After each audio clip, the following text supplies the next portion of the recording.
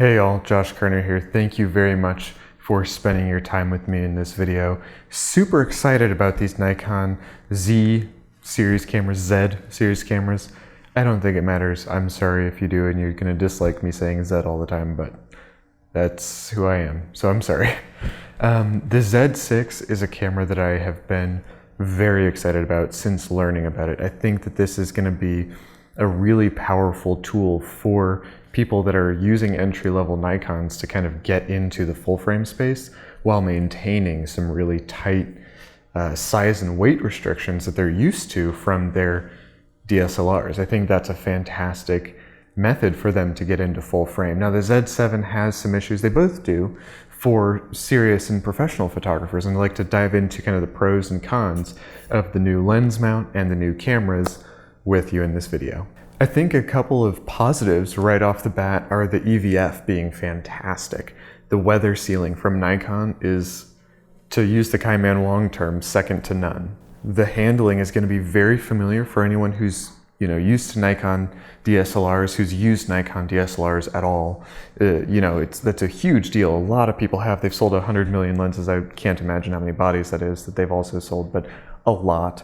So a lot of these key points they've hit. They're high notes, really, and they've done a really good job of hitting those effectively. The impact of these is that Sony has to try a little bit harder because there is a competitor in the marketplace. Nikon didn't put everything into these cameras that they could have, and that's kind of a con about the whole, a downside to the whole Z series camera Z mount, right? And they did this in a couple of ways. They didn't add the 2 card slots. That was a huge thing that they could have learned from Sony. They didn't have a bigger battery. Again, a huge thing they could have learned from Sony. And not just Sony, but from the way that people responded to Sony's cameras, Hey guys, don't forget to motor drive all over that like button. Just hit 1,250 likes on my video about the Z mount cameras when they launched, and that was a big deal for me. I don't know if we can get there, but I'd love to try. I really appreciate your engagement, and I've loved having conversations with y'all in the comments, so keep that up around these cameras. It's been really insightful to hear where you're coming from, and it's been really valuable to me. So thank you for the people that are watching from that video, and thank you to you if you elect to do so as well. But it's also a statement that Nikon isn't super interested in innovating. They're interested in doing what they can to make it look like they're keeping up, but they're not really going to push a boundary. And this is very typical for Canon and Nikon. They exist in a world where there's only Canon and there's only Nikon. They don't really realize that the marketplace is as competitive as it is, and the D850 was a big statement of, we recognize that the market is competitive, but I don't feel like the Z6 or the Z7 really do a good job of maintaining that competitive edge that the D850 kind of established for them. The Z6 looks like a fantastic camera, but lacking that second card slot, a lot of wedding photographers are going to be out big time on that. The lack of, really good frame rates in full 14-bit RAW, again, going to be an issue. The really short buffers, the really shallow buffers, going to be an issue for a lot of photographers. I feel like another massive weakness of these 2 cameras is that the Z6 isn't being launched with the Z7. If the Z6 were being launched now, I feel like it would do a lot better. I feel like a lot more people would be getting on board, but with only the Z7 being made in the factories and the only one being launched now, that's a very poor decision in my opinion on the part of Nikon, because a lot of people don't have that much money to drop, and the price point of these is difficult to kind of get over, especially with so few lenses. And that has been a really big critique of Sony and their E-mount system for quite a while. And so I understand the critiques around that. I understand the critiques around dual card slots, but I think there are still yet some positives about these cameras and this system. So one of the things that I feel like is a bit misleading is that the battery for the Z6, Z7, the EL something B, I'm sorry Nikon users, is rated for 330 shots. Now we've heard people that have had test units say that, I got 1600 shots plus a few 4K clips. It really depends on your shooting style. I have an A7 III, I'm shooting on it right now actually, and it's rated for 650 shots. I tend to get way more than that just because I have the auto turn off feature set to a minute. So it'll automatically sleep or turn off or whatever after a minute. And so I can get the battery to last way longer because the whole camera isn't on all the time. It behaves in terms of the battery performance much closer to that of a DSLR and in relation to its battery. So I feel like that could be an easy way to improve the battery life, but I feel like also you're gonna shoot more than 330 shots of battery, period. So it kind of depends on your use case.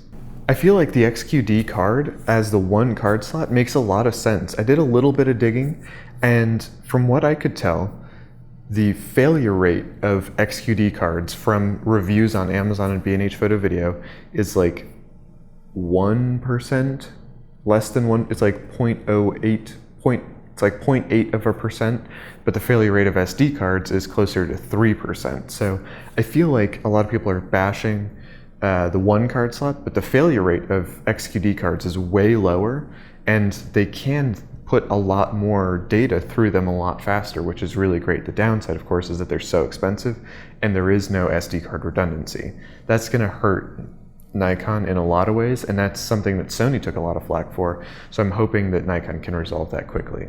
A couple of things that Sony has to learn from Nikon, I feel like are important to bring into this space, right? And one of those things is that you gotta emphasize handling. A lot of people have really struggled with the placement of the grip on Sony's cameras, and I feel like Sony's cameras look fantastic. They're great industrial design. It's something I really like. But what Nikon's done is they've just moved that mount by about half an inch, and it handles a ton better, right? Like it's gonna be so much easier to use for so many more people. Downside of that is the function buttons are a little bit difficult to reach, but I think a lot of people are going to be super happy with the grip and with the handling of the Z6, Z7 cameras. Another huge thing that Sony can learn from Nikon is time-lapse. I mean, Sony stripped all of the time-lapse functionality out of their cameras, and Nikon's able to bring dedicated time-lapse photographers, because there are some of those, you see them on f-stoppers every once in a while, 8K time-lapse. That's a pretty nice feature to be able to just throw in there for those types of photographers. And I'm not a time-lapse photographer, but I think it would be a lot of fun to be able to just say, yeah, my camera can do that and set it up and do it sometime, but I can't, because I'd have to buy a couple dongles to make that happen, and that's not gonna happen. One of the things that Nikon's gotta learn from Sony is the buffer depth, right? Like you can shoot 2.5 seconds and that buffer's full.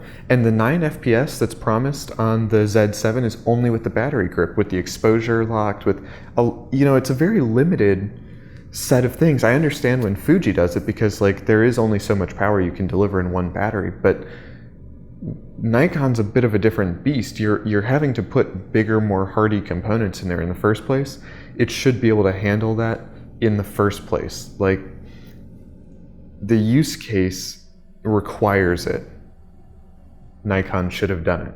One of the things that Nikon got totally right is the weather sealing. I feel like the weather sealing makes a huge difference for these Z series cameras as long as Nikon continues that, because that's going to push Sony to properly weather seal their cameras and their lenses, and that's really important. And that competitor, Nikon, in the mirrorless marketplace kind of dropping in, is really going to help push other manufacturers to new heights with some of those lesser but still and potentially very important but lesser side issues in a lot of these manufacturers' minds. Thank you very much for your time and for your attention in this video. I hope you really enjoyed it. Make sure to motor drive all over that like button, subscribe, hit the notification bell if you're interested in more content like this.